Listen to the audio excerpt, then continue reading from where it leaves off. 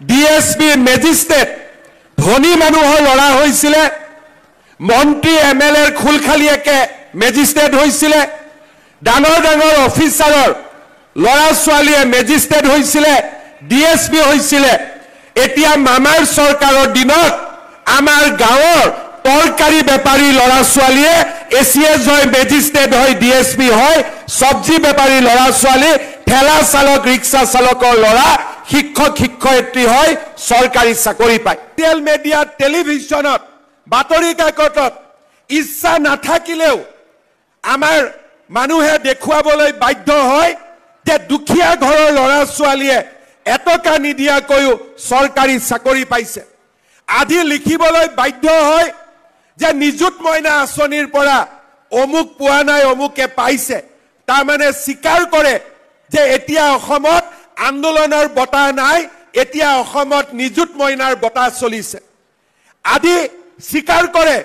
যে এতিয়া অসমত হত্যা আৰু হিংসা নাই আমাৰ জাগিৰোডত 30,000 কোটি টকাৰে সেমি কণ্ডাক্টৰৰ ইণ্ডাষ্ট্ৰি আৰম্ভ হৈছে আদি আমাক বেয়া পোৱা মানেও স্বীকাৰ কৰিব লাগিব যে প্ৰত্যেক জিলাতেই ব্ৰহ্মপুত্ৰৰ ওপৰত আজি দলং হৈছে প্ৰত্যেক জিলাতেই আজি মেডিকেল কলেজ হৈছে প্ৰত্যেক জিলাতেই একোখনকৈ ইউনিভাৰ্চিটি নিৰ্মাণৰ আজি সপোনৰে অসমে খোজ কাঢ়িছে আমি চাওঁতে চাওঁতে হত্যা হিংসা আন্দোলন আৰু নিৰাশাৰ অসমখনৰ পৰিৱৰ্তে আজি আমি বিকাশৰ উৎসৱ পালন কৰিছো কোনোবা জিলালৈ গৈছো কাৰোবাৰ হাতত যদি স্কুটি তুলি দিছো কাৰোবাৰ হাতত চাইকেল জিলালৈ গৈছো কাৰোবাৰ হাতত দুৰ্ভগীয়া কৃষকজনৰ হাতত মিছন বসুন্ধৰাৰে আমি মাটিৰ পট্টা তুলি দিছো আৰু আন এখন জিলালৈ গৈ দুখনি মাতৃৰ চকুলো মচি সন্তানৰ হাতত নিযুক্তি পত্ৰ তুলি দিছো যে আমাৰ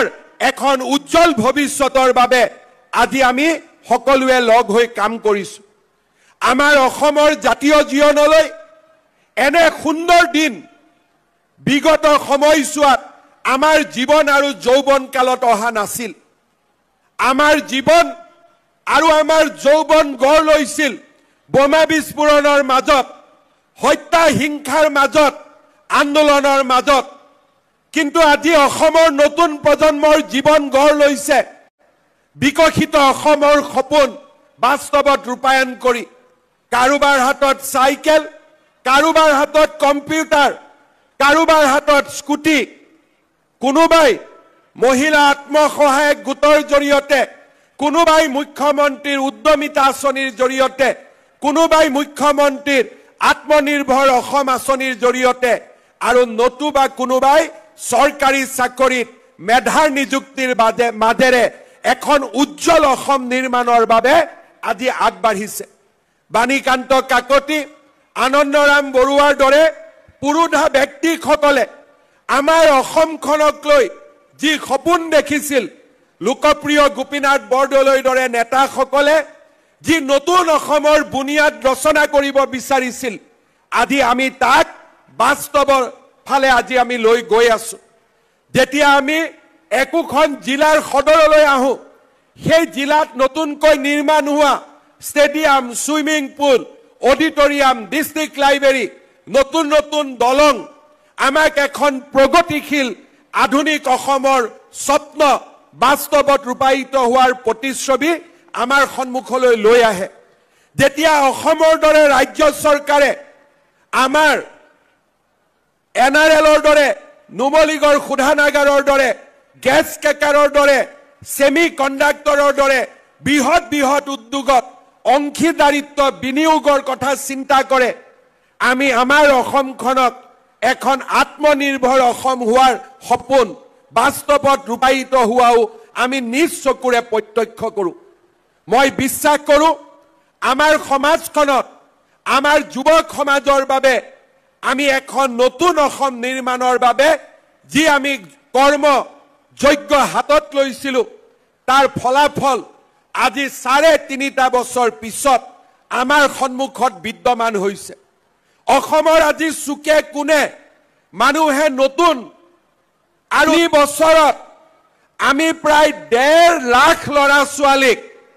1 টকা নোহোৱাকৈ আমি চৰকাৰী চাকৰি দিছো আগতে ডিএছপি মেজিষ্ট্ৰেট ধনী মানুহৰ ল'ৰা হৈছিলে মন্ত্ৰী এমএলএৰ খুলখালিয়েকে মেজিষ্ট্ৰেট হৈছিলে ডাঙৰ ডাঙৰ অফিচাৰৰ ল'ৰা ছোৱালীয়ে মেজিষ্ট্ৰেট হৈছিলে ডিএছপি হৈছিলে এতিয়া মামাৰ চৰকাৰৰ দিনত আমাৰ গাঁৱৰ তৰকাৰী বেপাৰী ল'ৰা ছোৱালীয়ে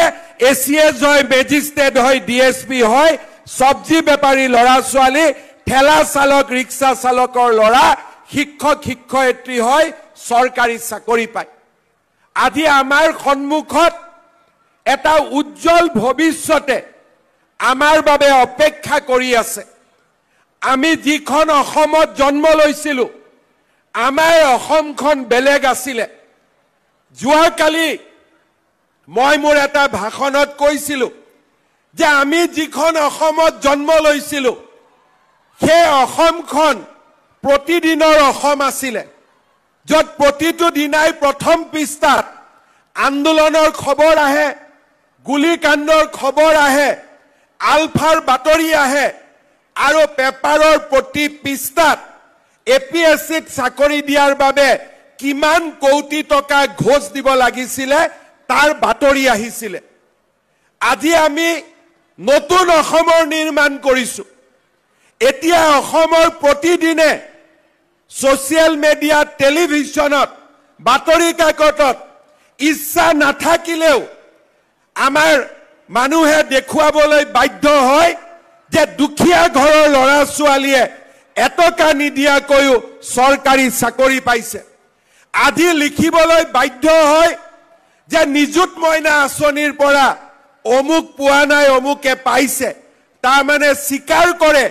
যে এতিয়া অসমত আন্দোলনৰ বতা নাই এতিয়া অসমত নিযুত মইনাৰ বতা চলিছে আজি স্বীকাৰ কৰে যে এতিয়া অসমত হত্যা আৰু হিংসা নাই আমাৰ জাগিৰোডত 30,000 কোটি টকাৰে সেমি কণ্ডাক্টৰৰ ইণ্ডাষ্ট্ৰি আৰম্ভ হৈছে আজি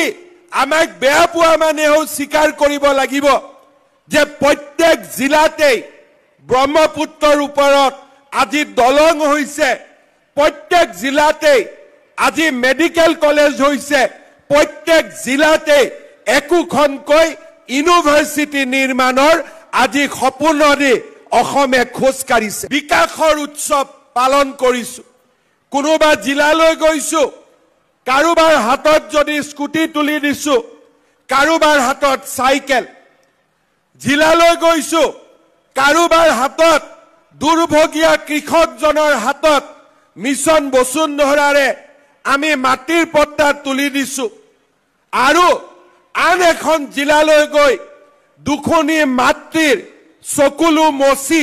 সন্তানৰ হাতত নিযুক্তি পত্ৰ তুলি দিছো যে আমাৰ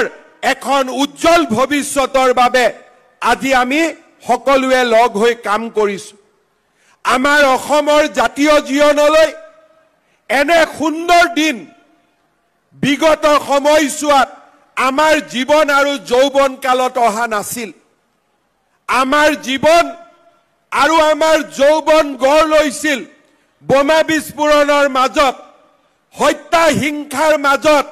আন্দোলনৰ মাজত কিন্তু আজি অসমৰ নতুন প্ৰজন্মৰ জীৱন গঢ় লৈছে বিকশিত অসমৰ সপোন বাস্তৱত ৰূপায়ণ কৰি কাৰোবাৰ হাতত সাইকেল কাৰোবাৰ হাতত কম্পিউটাৰ কাৰোবাৰ হাতত স্কুটি কোনোবাই মহিলা আত্মসহায়ক গোটৰ জৰিয়তে কোনোবাই মুখ্যমন্ত্ৰীৰ উদ্যমিতা আঁচনিৰ জৰিয়তে কোনোবাই মুখ্যমন্ত্ৰীৰ আত্মনিৰ্ভৰ অসম আঁচনিৰ জৰিয়তে আৰু নতুবা কোনোবাই চৰকাৰী চাকৰিত মেধাৰ নিযুক্তিৰ মাজেৰে এখন উজ্জ্বল অসম নিৰ্মাণৰ বাবে আজি আগবাঢ়িছে বাণীকান্ত কাকতি আনন্দৰাম বৰুৱাৰ দৰে পুৰুধা ব্যক্তিসকলে আমাৰ অসমখনক লৈ যি সপোন দেখিছিল লোকপ্ৰিয় গোপীনাথ বৰদলৈৰ দৰে নেতাসকলে যি নতুন অসমৰ বুনিয়াদ ৰচনা কৰিব বিচাৰিছিল, আজি আমি তাক বাস্তৱৰ ফালে আজি আমি লৈ গৈ আছো। যেতিয়া আমি একোখন জিলাৰ সদৰলৈ আহোঁ, সেই জিলাত